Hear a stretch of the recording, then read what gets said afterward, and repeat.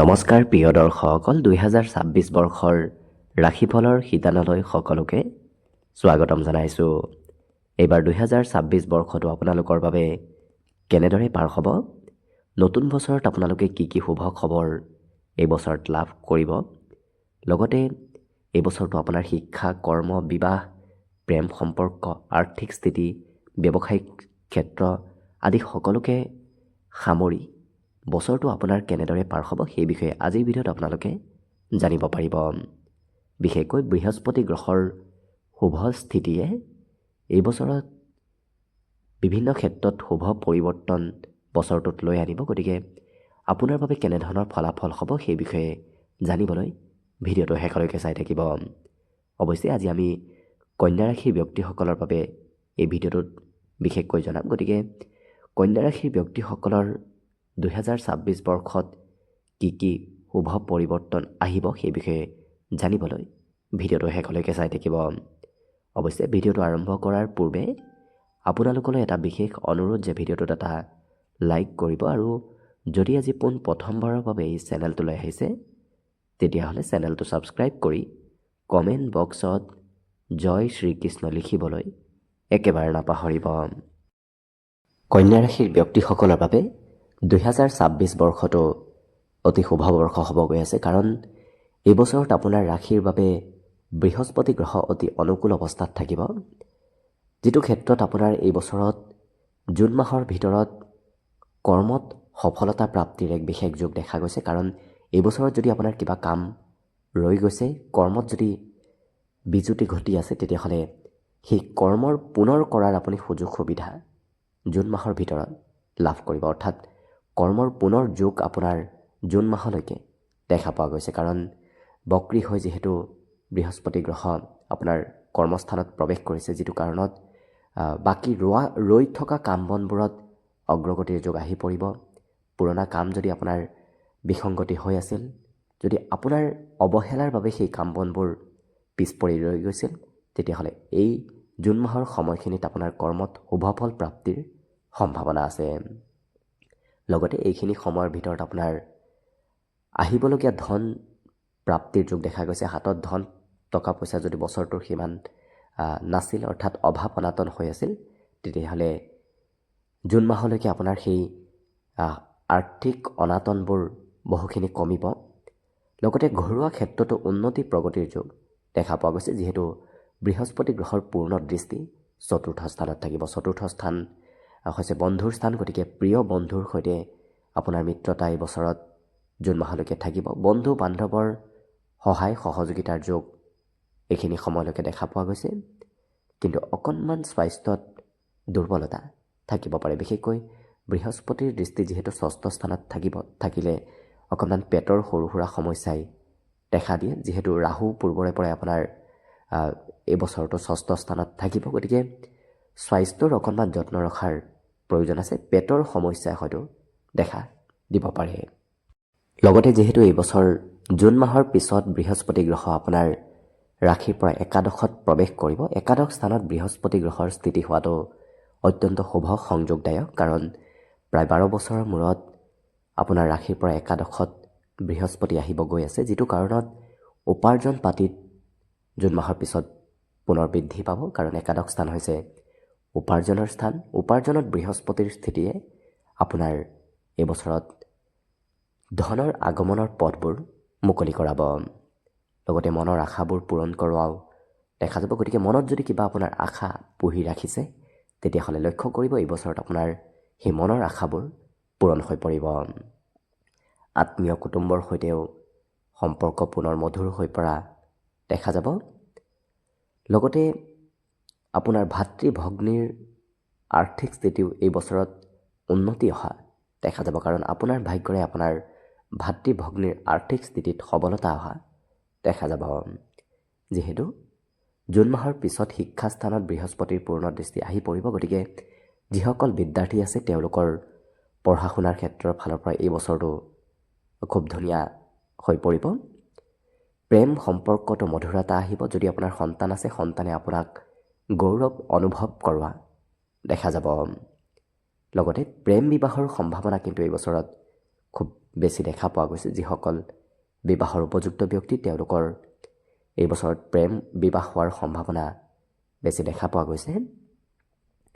লগতে পূৰ্বৰ পৰা যিসকল বিবাহিত ব্যক্তি তেওঁলোকৰ বৈবাহিক সম্পৰ্কত মধুৰতা আহিব, কাৰণ বৃহস্পতি গ্ৰহৰ পূৰ্ণ দৃষ্টি সপ্তমত থাকিব, অৰ্থাৎ বিবাহৰ স্থানত থাকিব, যিটো কাৰণত পতি পত্নীৰ মাজত বুজাবুজি এইবছৰ থাকিব। লগতে ব্যৱসায় বাণিজ্যত বৃহস্পতিয়ে এইবছৰত শুভ ফলাফল দিয়াও দেখা যাব। যি ব্যৱসায় নকৰক কিয় সেই ব্যৱসায়ত বৃহস্পতি গ্ৰহৰ অমৃতময় দৃষ্টি পৰিব, যিটো কাৰণত এইবছৰত ব্যৱসায় বাণিজ্যত এক উন্নতি প্ৰগতিৰ প্ৰবল যোগ দেখা পোৱা গৈছে। গতিকে সম্পূৰ্ণ 2026 বৰ্ষটোৱে আপোনাৰ বৃহস্পতি গ্ৰহ খুব ধুনীয়া স্থিতিত থাকিব, যিটো কাৰণত বাকী অশুভ গ্ৰহসমূহৰ প্ৰভাৱেও আপোনাৰ কোনো ধৰণৰ পৰিৱৰ্তন আনিব নোৱাৰে। কাৰণ বৃহস্পতি গ্ৰহ যেতিয়াই শুভ স্থানত থাকে তেতিয়া বাকী গ্ৰহবোৰৰ অশুভ দোষবোৰ বহু পৰিমাণে নোহোৱা কৰি পেলায়। লগতে শুক্ৰ গ্ৰহও আপোনাৰ বাবে বছৰটোৰ আৰম্ভণিৰ সময়খিনিত শুভ অৱস্থাত থাকিব। শুক্ৰ ৰবি এই দুটা গ্ৰহৰ দৃষ্টি যিহেতু কৰ্মস্থানত বছৰটোৰ আৰম্ভণিৰ সময়খিনিত থাকিব, যিটো কাৰণত আপুনি যদি কৰ্মৰ প্ৰতি আগবাঢ়ে তেতিয়াহ'লে দেখিব এই নতুন বছৰ আৰম্ভণিৰ সময়খিনিতে আপোনাৰ কৰ্মৰ যোগ দেখা পোৱা গৈছে। লগতে ঘৰৰ সমৰ্থনত কৰ্ম কৰিলে সেই কৰ্মই আপোনাক উন্নতি প্ৰগতি দিয়াও দেখা যাব। ঘৰৰ সমৰ্থন নতুবা বন্ধুৰ সমৰ্থন নতুবা উপদেশত যদি আপুনি কিবা কাম কৰে তেতিয়াহ'লে দেখিব আপুনি এই বছৰত নিশ্চয় লাভান্বিত হ'ব পাৰিব। লগতে বুধ গ্ৰহ যিহেতু শিক্ষাস্থানত থাকিব, শিক্ষাত বুধ গ্ৰহৰ স্থিতি আপোনাৰ পঢ়া শুনাত বুদ্ধিমত্তা খুব প্ৰখৰ কৰি তুলিব। পঢ়া শুনাৰ জৰিয়তে এই ৰাশিৰ ব্যক্তিসকলে উন্নতি প্ৰগতি লাভ কৰাৰ লগতে উপাৰ্জন পাতি বৃদ্ধি পোৱাও দেখা যাব। পঢ়ি থকাৰ উপৰিও পঢ়াৰ জৰিয়তে আপোনাৰ উপাৰ্জনো এই বছৰৰ আৰম্ভণিৰ সময়খিনিত আহি থাকিব। লগতে ব্যৱসায়ৰ পৰা উপাৰ্জনৰ যোগ দেখা পোৱা গৈছে, কাৰণ বুধ গ্ৰহ হৈছে ব্যৱসায়ৰ কাৰক গ্ৰহ। গতিকে ব্যৱসায়ৰ কাৰক গ্ৰহৰ দৃষ্টি যেতিয়া ব্যৱসায়ৰ স্থানত পৰে আৰু উপাৰ্জনৰ স্থানত পৰে তেতিয়া উপাৰ্জনবোৰ ব্যৱসায়ৰ দিশেৰে হ'ব ধৰে। গতিকে এই বছৰৰ আৰম্ভণিত আপোনাৰ তেনেধৰণৰ ধন আগমনৰ সম্ভাৱনা দেখা পোৱা গৈছে।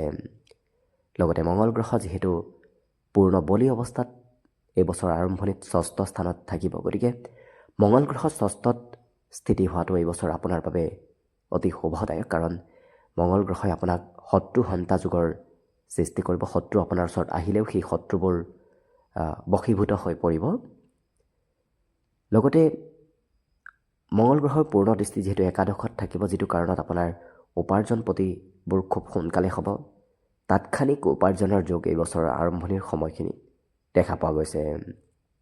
অৱশ্যে অকণমান ৰোগ ব্যাধিৰ নামত খৰচ হয়তো হ'ব পাৰে, বিশেষকৈ দাঁতৰ হয়তো অকণমান সমস্যা এবছৰ আৰম্ভণিত আপোনাৰ দেখা দিব পাৰে। তেনে ক্ষেত্ৰত আপোনাৰ খৰচ হ'ব পাৰে, গতিকে গুৰুত্ব ৰাখিব।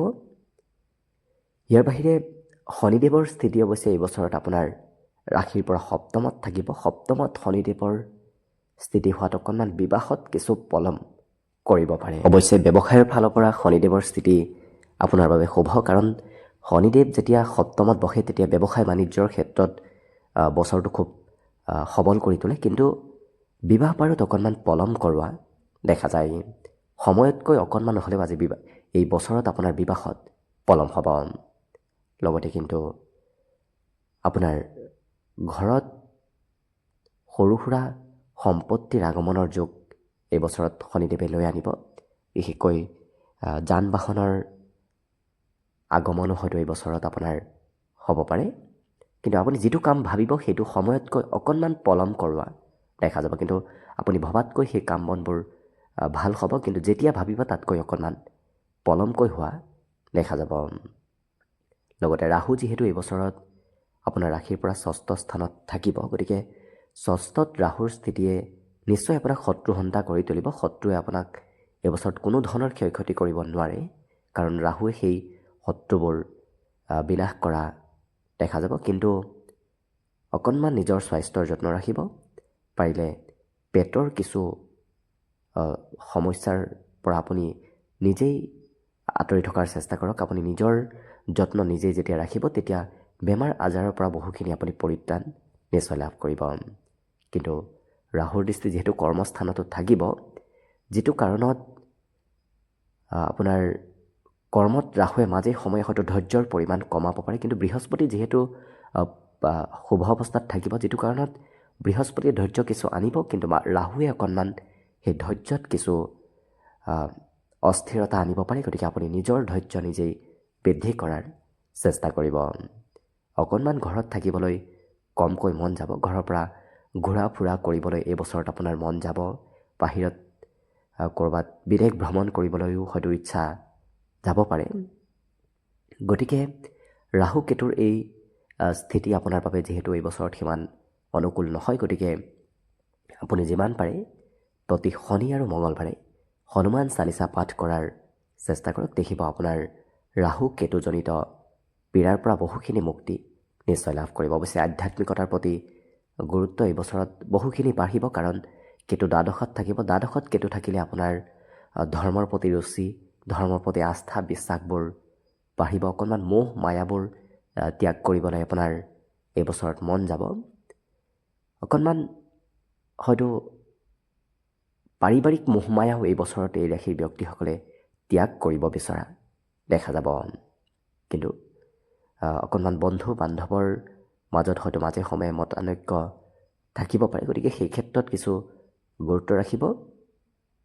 বাকী যিহেতু বৃহস্পতি গ্ৰহৰ স্থিতি এই বছৰত আপোনাৰ বাবে অতি অনুকূল অৱস্থাত থাকিব, যিটো কাৰণত ৰাহু কেতু শনিজনিত পীড়াৰ পৰাও আপুনি অনায়াসে মুক্তি লাভ কৰিব। কাৰণ বৃহস্পতি গ্ৰহ যেতিয়াই শুভ স্থানত থাকে তেতিয়াই বাকী গ্ৰহৰ অশুভ প্ৰভাৱবোৰো বহুখিনি নোহোৱা কৰি তোলে।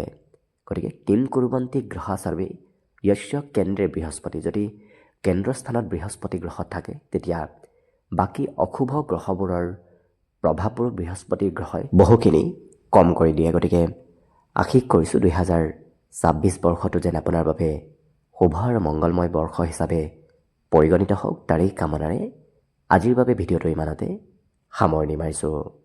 ধন্যবাদ।